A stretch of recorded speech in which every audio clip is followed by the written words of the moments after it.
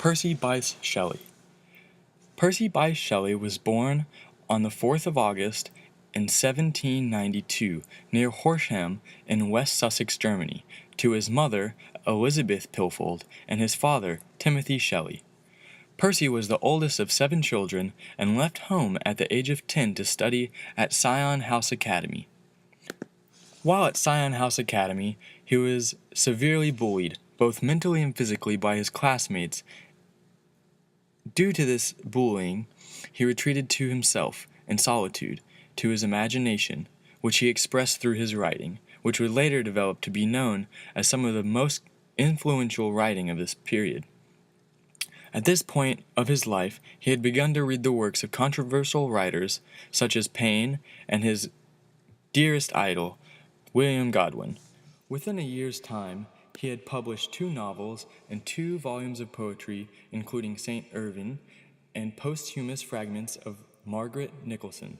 In the fall of 1810, Shelley enrolled to study at the University College of Oxford, which seemed a better academic environment for him than Eton, where he was bullied.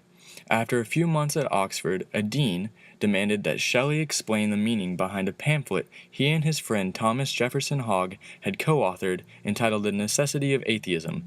Its premise shocked and appalled the faculty and many of the students. The pamphlet stated, quote, "The mind cannot believe in the existence of a God," end quote.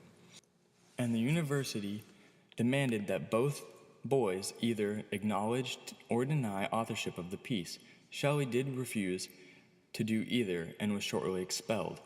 After this incident, his parents were both very displeased and demanded he forsake his beliefs of vegetarianism, political radicalism, and sexual freedom. Shortly after this, in the August of 1811, Shelley eloped with Harriet Westbrook, a 16-year-old woman his parents had explicitly forbidden him to ever see, partly to spite them and also to attempt to save her from suicide, for she was a very troubled soul. Romantically, his love for her stemmed from a hope that he could save her from committing suicide, which he shortly grew annoyed with and let her go. He then became interested in a woman named Elizabeth Hitchner, who was a schoolteacher. She was his first inspiration for his first major poem. This poem was written early in Shelley's career and serves as the foundation of his developing theory of revolution. Queen Mab was the first major poem, and in it depicts a 2-pronged revolt involving necessary changes brought on by both nature and the virtuous free will of humans. Shelley adapted his idol William Godwin's idea of necessity and combined it with his own idea of ever-changing nature to structure the theory that all contemporary societal evils could and would dissolve naturally with time. Here's an excerpt from Queen Mab, which was dedicated to his young wife, Harriet Westbrook. To Harriet.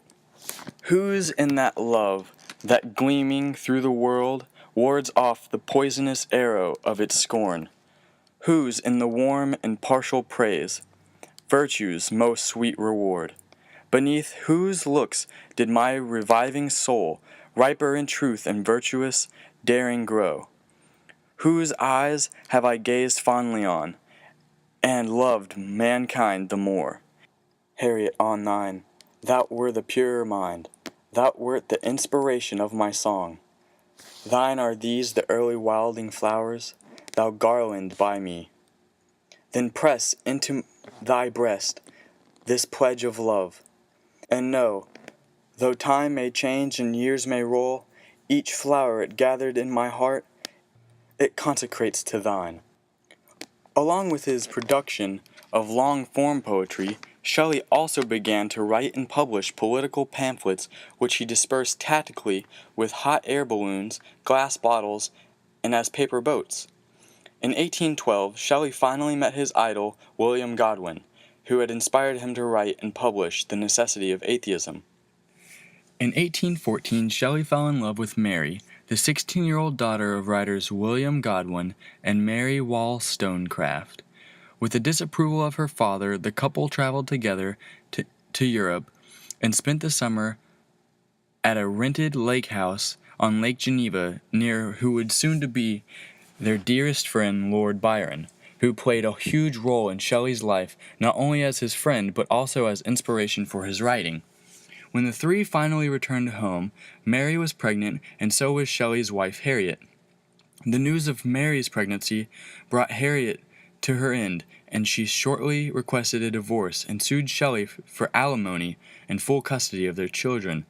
Shortly after, Mary gave birth to a girl who died just a few weeks later. This was also cause for inspiration for Shelley's writing. Not soon after, Claire, Mary's stepsister, began dating the romantic poet Lord Byron, which stemmed to create many trips to his lake house in Geneva. This lake house setting is now known as the birthplace for many of the greatest works of many romantic poets such as Percy, Mary Shelley, Lord Byron, and even Leigh Hunt, all of which became fast friends. Shelley wrote incessantly, and during his visit he connected with nature and looked into deeper meanings behind the themes that later inspired pieces such as Hymn to Intellectual Beauty, which was conceived after a long boat ride with Lord Byron. After a trip through the French Alps with Lord Byron, he was also inspired to write Mont Blanc. This piece proved to be a pondering on the relationship between man and nature. In the fall of 1816, Shelley and Mary both returned to England to discover that Mary's half-sister, Fanny Imlay, had committed suicide along with Harriet, Shelley's first young wife. A few weeks later, with no quarrels and no problems with getting married so shortly after, Shelley and Mary got married. Mary's father, William Godwin, was delighted by the news and accepted his daughter back into the family fold, but still did not fully accept Percy.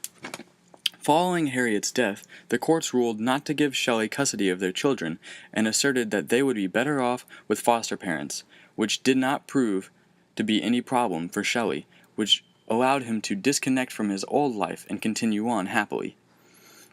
With these matters settled, Shelley and Mary moved to Marlow, a small village in Buckinghamshire where Shelley befriended John Keats and Leigh Hunt, both understood to be talented poets and writers of their time. Shelley's conversations with them encouraged his own literary pursuits, and around 1817 he wrote Lone and Cythna, or The Revolution of the Golden City. Due to the theme of incestuous lovers, his publishers prompted him to rewrite this piece, and in 1818 he reissued it as The Revolt of Islam. Though the title suggests the subject of Islam, the poem's focus is the religion in general and features socialist and political themes. Shortly after the publication of The Revolt of Islam, Shelley, Mary, and Claire left for Italy to visit Lord Byron once again, who is now living in Venice. For the next several years, Mary and Percy Shelley moved around from city to city, working together as inspiration for each other's writings. While in Rome, their firstborn son, William, died of a fever, and a year later, their baby daughter, Clara Everina, died as well. Around this time, Shelley was very distraught and used his feelings of the events to inspire the writing of Prometheus Unbound. Shelley used events such as the suicide of his first wife, the death of his first son, and the death of his daughter to inspire him, along with nature and the feelings brought about by nature and man interacting together. On July 8, 1822, at almost 30 years old, Shelley drowned while sailing on a return trip from Livorno in Larissi, after meeting with Leigh Hunt to discuss their newly printed journal, The Liberal. Despite conflicting evidence, most papers of the time reported Shelley's death as an accident. However, based on the scene that was discovered on the boat's deck, others speculated that he might have been murdered by a political enemy who detested his political beliefs and wished for him to end his revolutionary writing. After his death, Shelley's body was cremated on the beach of Viareggio, where his body was washed ashore. As a custom of the time, Mary Shelley did not attend her husband's funeral. Percy Bysshe Shelley's ashes were interred to the Protestant cemetery in Rome.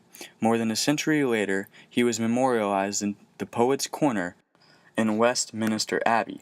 Shelley did not live to see success and influence, although these reach all the way to present day, not only in literature, but in major movements in social and political thought.